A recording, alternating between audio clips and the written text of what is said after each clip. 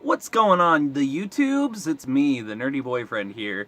I know that some of my videos have been rants. I kind of get a little bit passionate. In my growing age of 25, I've learned that politics means more to me than it should. But, again, I'm getting older, I'm adulting, so kind of the ways of life. We care about what's going on with ourselves and the community around us, and I hate that word community. It's stupid. But let's jump in. Let's get to what I want to talk about. Kind of weary on everything, but let's just get to it, okay? So, let's talk about things that have been going on. I know that Trump has been kind of getting on people's nerves. Some people are actually happy about it. There's people rioting in the streets. There's racism being thrown everywhere. Everybody's a racist, bigot, homophobic, transphobic, Islamophobic, phobic. Like, what the fuck? You know, phobia is an actual irrational fear? Irrational. If you have a rational fear of something, it's not a phobia.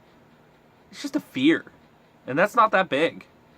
But, I digress. People want to throw that word out because it is so extreme that it does add the stigma to everything. And it's hard to say what people are doing is right. And it's hard to say what people are doing is not right. What is right is to stand by your own moral values. I guess to say, your opinion matters to you and you alone, then that's what should matter to the world. But you do not get the right to push your opinion onto someone else and forcibly change their opinion on things. They have to themselves come to the realization that their opinions are different from yours and maybe wrong. But it takes that person to realize that. And a lot of people are not doing that nowadays. You can't teach someone something different when they believe something else and there's empirical values to it. You also can't stop people from believing in anything. I think it's a cult mentality, to be honest. It's a huge cult mentality. There's the cultist community where, and nothing against LGBTQ+, whatever you guys want to call yourselves now. It used to be LGBT, now it's Q+, QBT, like, the problem is, you guys need to step out of your own assholes. And not just them. It is other people. It is people like Milo Yiannopoulos, who, I kind of like the guy. He's funny. He's got some obscene jokes. And that's what the problem that I have now. And it's not just him. There's a lot of people. Chris Reagan, Dave Rubin. A lot of people that are looking at this shit and going, what the fuck happened? You know? And it's hard. It's hard to say what happened. I think what happened was we gave out too many participation awards to people who didn't deserve it. We gave out the idea that words do hurt. Hands and words aren't for hurting. That whole bullshit. Words don't hurt. It's the people that put value or power to those words that make them hurt. If you personally get offended by one little word, that's on you. You don't forcibly say that pisses everybody off, because maybe there are some people that don't actually get offended by what other people say. Again, personal opinion matters in all of this. I do want to talk about some new video games coming out, that have come out, and a movie.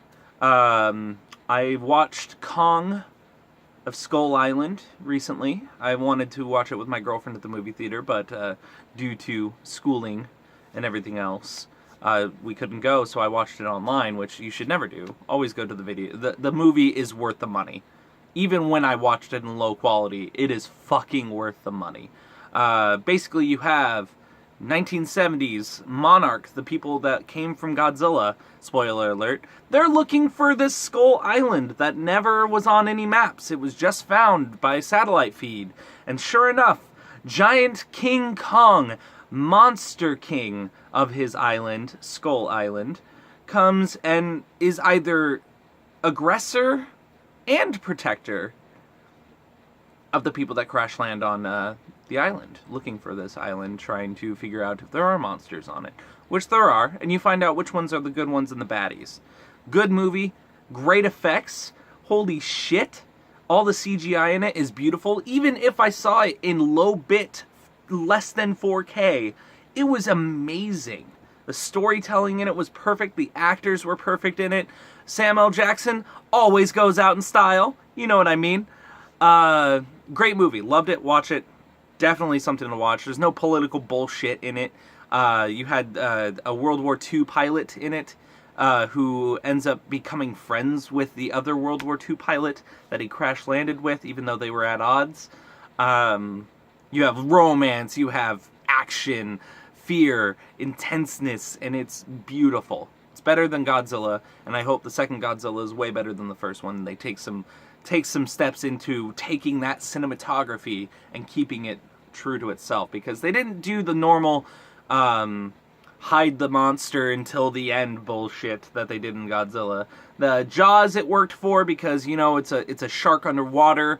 The fear itself is from just the unknown. What shark did it and what shark didn't do it, and did we catch the beast, did we not, do we worry about our beaches?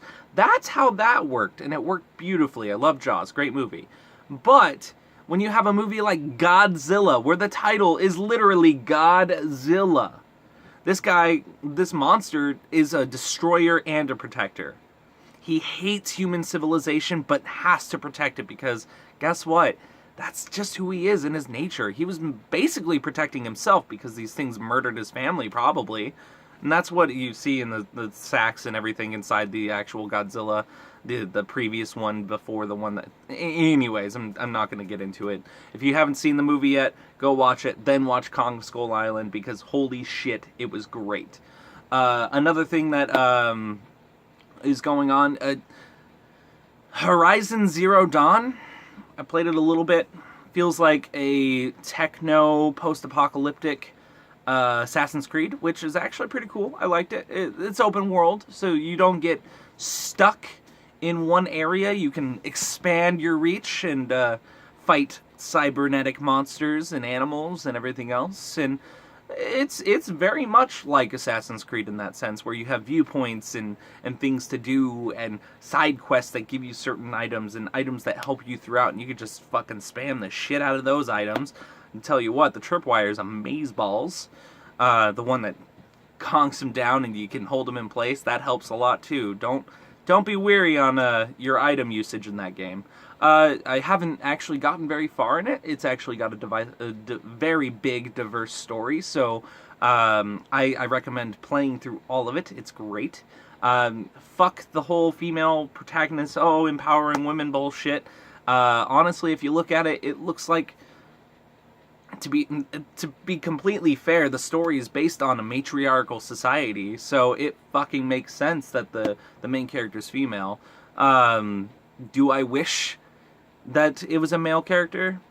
I don't think it would. I think it would have had a different, twist on the story.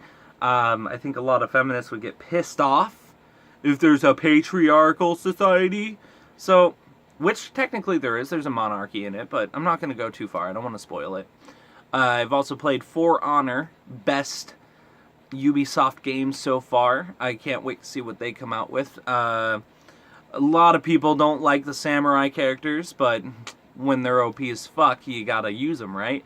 I love them. Orochi's my character. I play as him a lot. What else is there? I do want to talk about some things that not a lot of people talk about. And, well, I mean, so when touching into anxiety and stuff like that, it's come to my realization that a lot of people didn't learn to cope with shit. And I'm not referencing to anybody specifically. It's mainly, I've met more people in my time as from 18 to 25 who have been diagnosed with anxiety disorder than I have throughout my whole high school career. And that's saying something. That means that from a certain point, this thing just blew out of proportion, and it's terrifying. People are afraid of people now. And you want to know the main reason why? And I have to say it's electronics. You don't have to meet someone face to face anymore. you could just text, call, talk to them. You don't even have to have an interaction, person one-on-one, you know? And I think it's not helping anymore. And some people can't even call people on the phone and talk to them, even if it's not face-to-face. They can't do that. It's impossible for them. I used to be that way. I couldn't even talk to a fucking stranger, but I had to get over my fears.